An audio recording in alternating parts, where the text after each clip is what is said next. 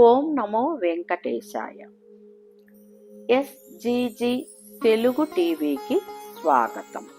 ప్రస్తుతం మనం చిదంబరం నుంచి తీసుకురాబడిన పాత గోవిందరాజస్వామి తిరుపతి పట్టణంలో ఎక్కడ ఉన్నాడు, ఆ వివరాలేమిటో ఇప్పుడు మనం తెలుసుకుందాం. పంచసభలు. నటరాజస్వామి నాట్యం చేసిన సభలు 5.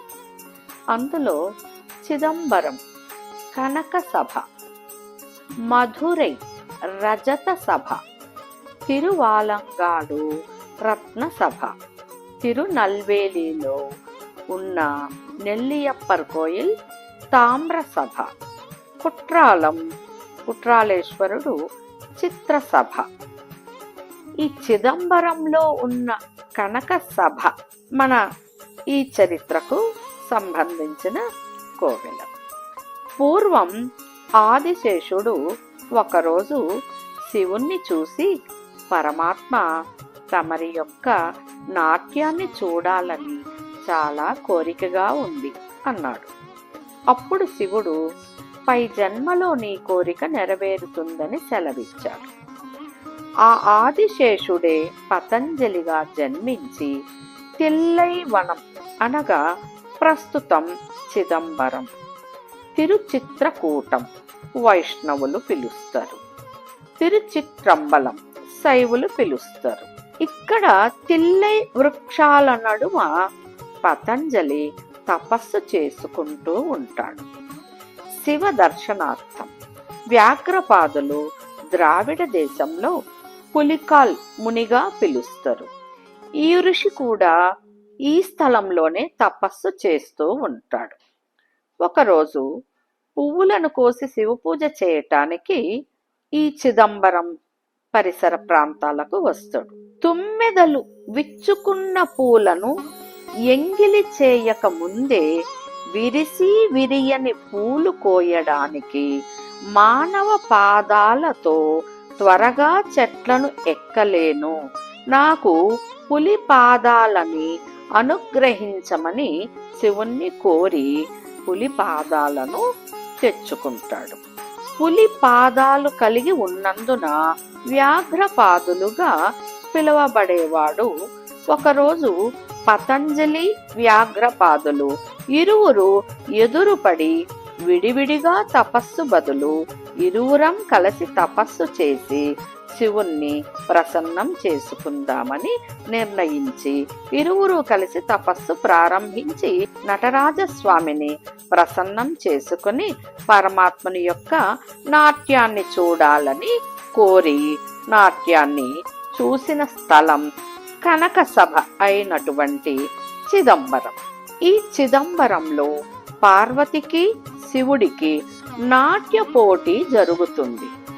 విజయం ఎవరిదో నిర్ణయించటానికి దేవతలందరి కోరిక మీద శ్రీమన్నారాయణుడు న్యాయ నిర్ణేతగా తనకు తానుగా వైకుంఠం నుంచి విచ్చేసిన స్థలం చిదంబరంలో గోవిందరాజస్వామిగా విరాజిల్లుతూ ఉండేవాడు.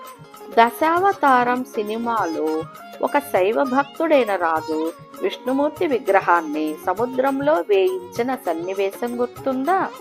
అది కేవలం సినిమా కాదు, నిజంగా జరిగిన సంఘటన అని చెప్పారంటే నమ్మగలమా? అంతేకాదు, అసలైన గోవిందరాజస్వామి విగ్రహం ఎక్కడ దాచారో మీకు తెలుసా? శ్రీదేవి భూదేవి విగ్రహాలు ఎక్కడ అమర్చబడ్డాయో తెలుసా? గర్భగృహంలో ఉన్న విగ్రహానికి అభిషేకం ఎందుకు జరగదో ఇదిగో ఈ సంగతులన్నీ మీకోసం. ప్రధాన కథ ప్రారంభం. చిదంబరం పట్టణంలో చోళుల పరిపాలనలో ఉన్నప్పుడు ఒక తీవ్రమైన శైవ భక్తుడు అయిన క్రిమికంఠ చోళుడు విష్ణు భక్తులపై ద్వేషంతో విగ్రహాలను ధ్వంసం చేయించాడు. ఆ సమయంలో గోవిందరాజస్వామి విరాజిల్లుతున్న ఆలయం నుండి విగ్రహాన్ని తీసివేసి సముద్రంలో విసిరేయించాడు. కానీ భగవంతుని ఆజ్ఞను ఎవరూ అడ్డుకోలేరు కదా. ఈ విషయాన్ని తెలిసిన భగవద్గురు రామానుజాచార్యులు ఆ విగ్రహాన్ని తిరిగి సముద్రం నుండి వెలికి తీశారు. భక్తిపూర్వకంగా తిరుపతి దిశగా ప్రయాణం ప్రారంభించారు. అక్కడే ఆయనను తిరిగి ప్రతిష్ఠించాలని సంకల్పించుకున్నారు. అయితే తిరుపతికి చేరుకునే లోపు ఆ విగ్రహానికి చెందిన శంఖం విరిగిపోయింది.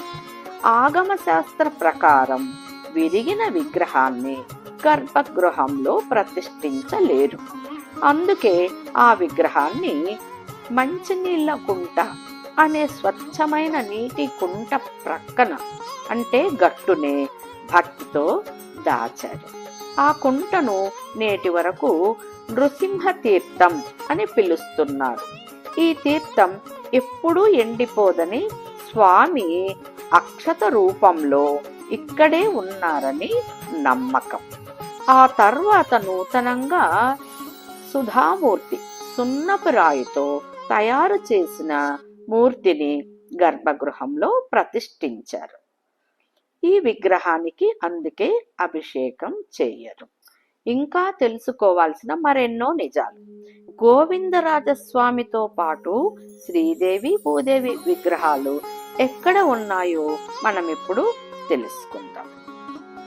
తిరుపతి పట్టణంకు నడిబొడ్డులో ఉన్నటువంటి పాత తిరుచానూరు రోడ్డులో కల అంకాల పరమేశ్వరి అనే గ్రామ దేవత ఆలయం వెలుపల అటు ఇటుగా శ్రీదేవి భూదేవులను ప్రతిష్ఠించి పూజలు సలుపుతూ ఉన్నారు.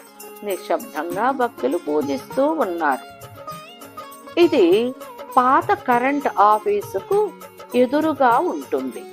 అంతేకాదు, అసలైన విగ్రహానికి చెందిన ఆదిశేషుడిని మంచినీళ్ల కుంట ప్రక్కనే ఉన్న నాగాలమ్మ ఆలయంలో భద్రంగా పెట్టారు.